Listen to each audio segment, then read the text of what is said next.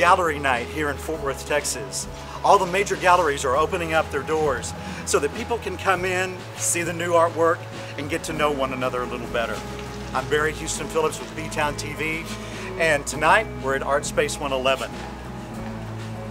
There's been an unusual thing that's happened here. They have given the artists, 20 of them in fact, an assignment called Sky Blue Sky, to paint the skies of Texas. So let's go in and see how many ways you can interpret Texas blue skies.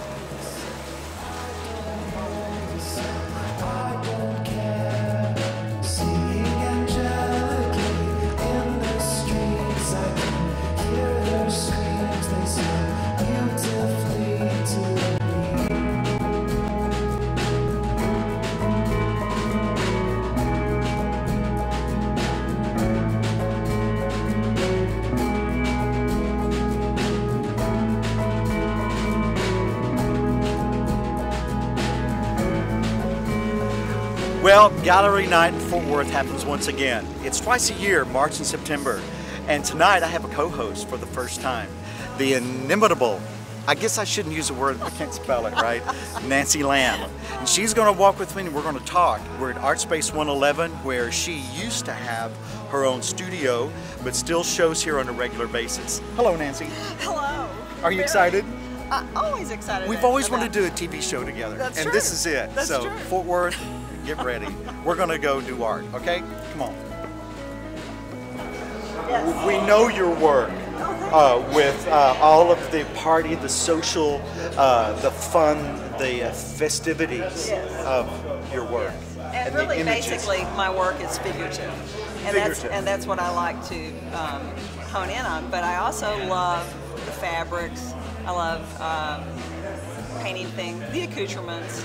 And all of that came with it, but this sort of pares it down. I've just done hands, and my idea was to do just the photograph of the sky, and they're picking it up. And I really, I found this, well, I guess it was kind of a challenge, but it was nice to be able to put a landscape into it too. This is Betty Alcorn. And she has just recently started showing here at Art Space and has painted for a long, long time. I believe her mother was a painter. This is sort of a tornado thing going on here. When you go to buy a piece yourself, as a collector more, what do you know instills a good investment? See, I don't buy for investment. But that would be nice. That would be nice. I usually buy something that I'm interested in the idea behind it. I would also like to have a gut response to it. You know, I mean, it's something like you just know it. I mean, when you see it, you just know it. You know, the feeling that you have about something. That's what I usually go for. I don't go for investment, but a lot of people do, and there's nothing wrong with that. But that's a tricky thing. Now, this is Dennis. Yeah. This is Dennis Blagg, Yes. known for his graphic, black and white landscape work. That's his Big Ben work. That's photorealistic. Yes. Yes. So And this is the first time I've ever seen him put any kind of animal in it. I think this was supposed to be some sort of portrait also. But this is my favorite piece in the show. This one and John Hartley's piece. But let me take you back in the studio and I'll show you some recent. Yeah, these are the things that I'm doing kind of right now. So this is your space, your studio space. This is where I work. You can see all the tables and paintings. This painting here is done from the Boneyard in Las Vegas. Oh. It's like walking into a giant collage. And you know, if you were here, you know, you'd be about that tall. Well, show me your workspace. Well, I generally, this is the pit, you know, where I kind of paint on the wall here. I got a piece that I'm working on right now. Daniel, about how long typically painting this size would it take you to finish? Generally, they can take around a month. You know, sometimes a couple of weeks, like that size, something like that could take a month. What intrigues you, Daniel, with the things that people throw away? You know, you discard something and then it becomes a little weathered, and I love that weathered kind of deal because it kind of is a revelation about our own vulnerabilities.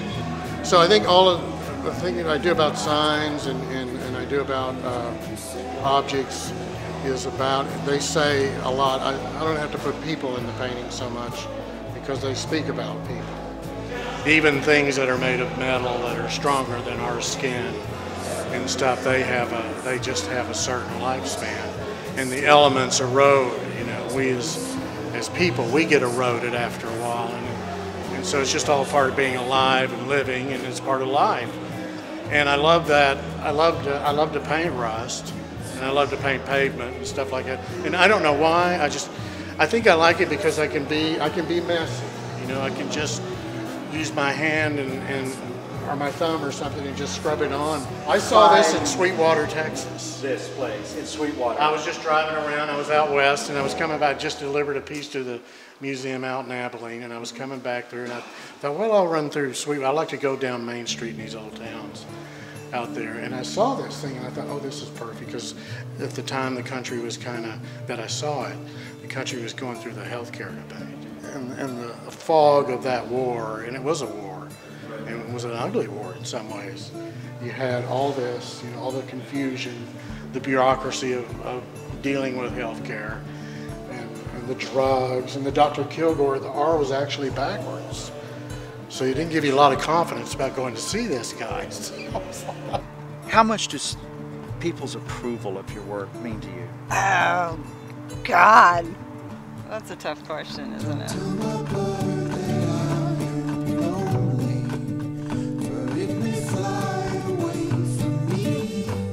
That has everything to do with your own personality, your own personal growth, your own personal figuring out what the hell you're doing with yourself kind of thing. I mean, I used to have friends in school that would always go, why do you do those things? And I would really think about it. I mean, I know that's kind of a toss-off question, but it's like I started really thinking about why I did the things that I did. And I think approval comes into some of it. And but you know what? I'm getting to the point in my life where I'm old enough to say, you know, I'm going to do a lot more of what I want to do. It's probably about time to do that. The things that made me happy were the responses that I got from them were not always what I thought it would be. And so you have to get to a point where you're strong enough and you're secure enough and you're confident enough in yourself that you say, doesn't matter what you think. I'm doing this for me, which is what a lot of artists are already doing. And I'm, you know, maybe a person that kind of goes on both sides of the line. But yeah, you want to get to the point in your career where you do what you want to do, and you start selling that. See, I remember the Nancy Lamb of the old photo play magazine days. You do? Yes, from when you worked with the photo play magazine images. I was 16 years yes. old when that happened too. See, and that's what I remember. Oh, that's the first you. one. Thank you for And remembering kids, that. you've come a long way, you know. I can't believe you remember those photo play things. Of course Thank I do. you. Yeah, those were, see, they said to me, you can be out of the box. Really? Yes. You don't have to do That's a high compliment, thank you. Oh, it's the truth. And I remember I thought, yeah, okay, it's okay. You know, whatever. You make it legitimate by doing it. Yeah. And, you know, your voice is just as important as anybody else. You know, like Sure. you were talking about people with their stories. Their story is their story. Yes, yes. Yeah. It's always real, it's always legitimate, and it's always valuable. Whether the whole world knows it or not, it's a different story within itself. It takes time to discover things like that too. Mm-hmm. You know? History is full of stuff like that. Mm-hmm. You know, we don't Well, have time. We just don't have time. We're on to the gallery time is night. over. It's over. Gallery night continues. Thank you. That was fun. Thank you. Was that okay?